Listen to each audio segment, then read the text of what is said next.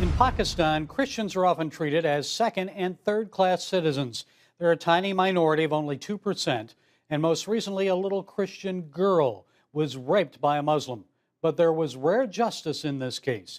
Here to explain is Wilson Chowdhury. He's of British Pakistani Christians. Wilson, this is a horrible case. It's one that's very hard for us to report. So tell us about little Saiba. I guess she's 3 now, but was only 2 when this crime against her occurred back in December 2016.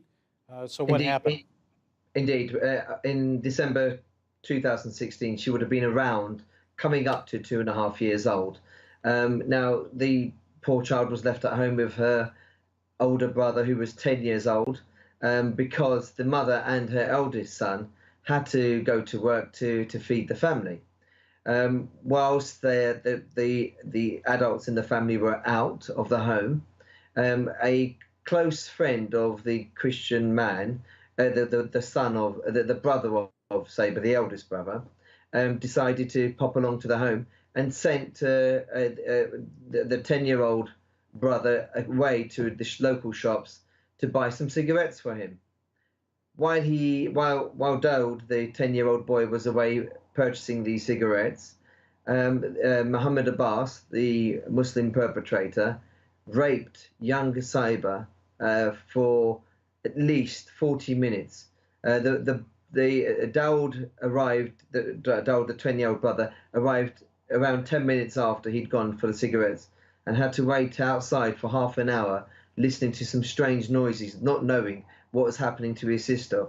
All he could hear was an awful screaming and crying, a sound in which he says expressed her great pain, because he'd never heard her shriek so shrill before. On completion of his attack, the Muslim man Muhammad Abbas then grabbed the cigarette box, lit a cigarette, smiled as he left Daoud, and walked away. Daoud went into the property, grabbed his sister, and hugged her as he waited for his mum and brother to return. And what was the initial reaction from the community where this occurred, Wilson? Well, they live in a Christian community, so you can imagine the initial reaction was complete outrage. There would have been some Muslim supporters of the family, but there were also the other side of the Muslim supporters who were asking for the family to accept what had happened to young Saiba and accept a bribe. And many of them actually threatened the family. And so for the first 3 months after the violence, BPCA took Saiba and her mother, brother and brothers into a safe house far, far away from where they lived. Now, the man convicted of this crime, Wilson, his name is Mohammed Abbas.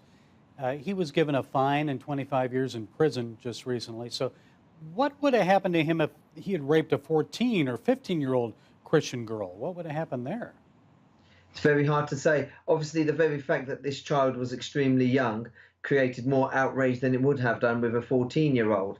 Don't forget, 14 years is the legal consent for marriage. Often in circumstances such as that, the girls would not only be raped, they'd then be kidnapped and forced into Islamic marriage, and that the girl would probably have become Muhammad Abbas's wife for a period of longevity, if not forever, because Muslim evidence or his voice of witness is 10 times stronger than a Christian. So when you go to the courts, when a Muslim says, "I'm legally married," it's very hard for Christians to disagree with him.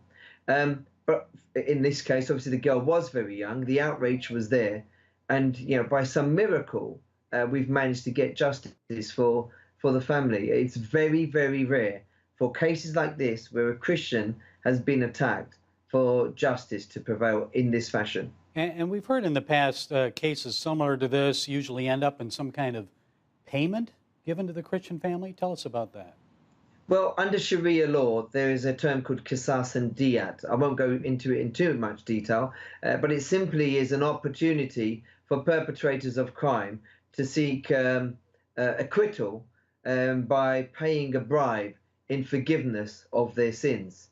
It's an awful Islamic law that Pakistan has adopted, and one that unfortunately has allowed many perpetrators to escape justice.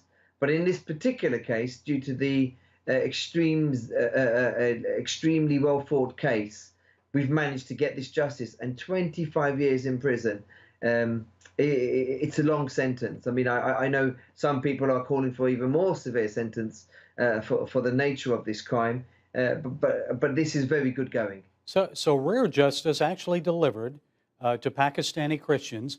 Why this time, Wilson? And is it a possible trend we're seeing? Maybe. Definitely a trigger for this justice would be the story of Eliza, the Muslim girl who'd been kidnapped. And I think many, even the staunchest Muslims in Pakistan were hurt by that because she was a Muslim girl who was seen walking away with a Muslim rapist. But also, this case was fought very stringently. Evidence that was compiled was submitted very early. The family were taken straight into protection. So it's getting to these cases quickly with legal help, assistance, and then putting pressure on the government, I'm sure. What can our viewers do then, Wilson, about these crimes against Christian girls? How should we respond as believers?